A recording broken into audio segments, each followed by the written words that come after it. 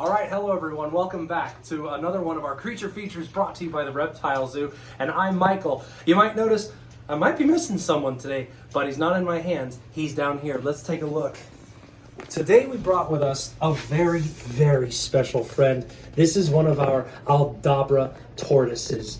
Now, for those of you that visit us a lot and come to feed our tortoises, a lot of the ones you see here are sulcata tortoises, the spur-thigh tortoises. But we've also got 3 of these beautiful giants. The Aldabra tortoises come from the Aldabra Islands of the Indian Ocean. And much like the Galapagos tortoises, these guys are an example of what we call island gigantism. Basically meaning that because they have virtually no predators there, they're allowed to grow as big as they want. Now, a lot of people are very well aware that the Galapagos tortoises are some very, very big tortoises. Many of them can reach about 4 feet or so in length and weigh something like 400 pounds.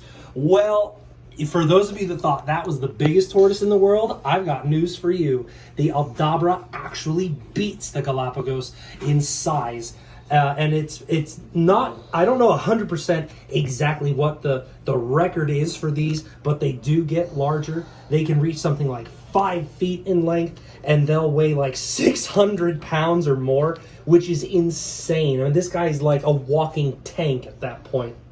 Those thick, sturdy legs and super padded feet are excellent for supporting his body weight. And they're really powerful diggers too. They've got these amazing claws for digging around in the earth. And as you can see, they love their vegetables. Tortoises are real gentle giants of the reptile world. They love their greens. There you go, buddy. Get a good big bite of that.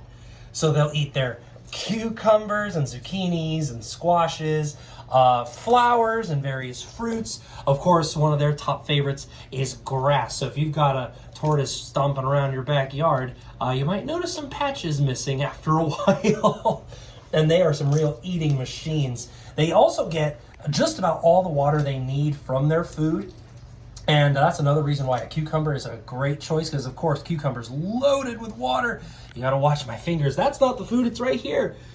They may not bite you intentionally, but if you're hand feeding them, you do have to be really, really careful not to get your fingers too close to that mouth, because while they may not be snappy as turtles can be, tortoises still have a beak, they still have a really strong jaw, so you do have to be kind of careful with that.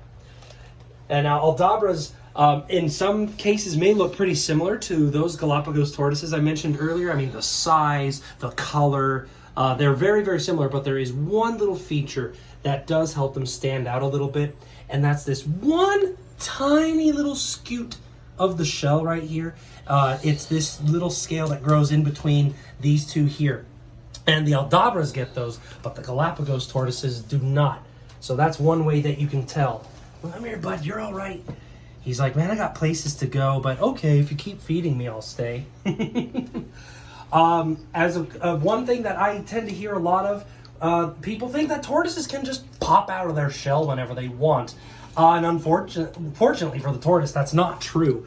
See, the shell is a part of them. It's there as they're developing inside the egg.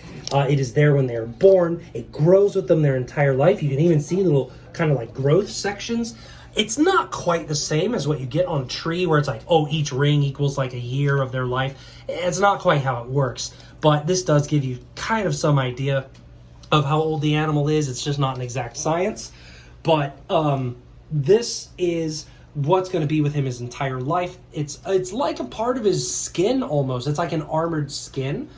And when these guys do eventually pass away, the shell will remain behind with the skeleton, because it is actually fused with the bones. The spine runs along the top, the ribs go down the side. And it, of course, makes an excellent suit of armor, but despite being a part of the skeleton, this is actually not made of bone. This is actually the same thing your nails and your hair are made of. It's just really, really thick, so it makes an excellent layer of protection. But fortunately for them, it's not that heavy.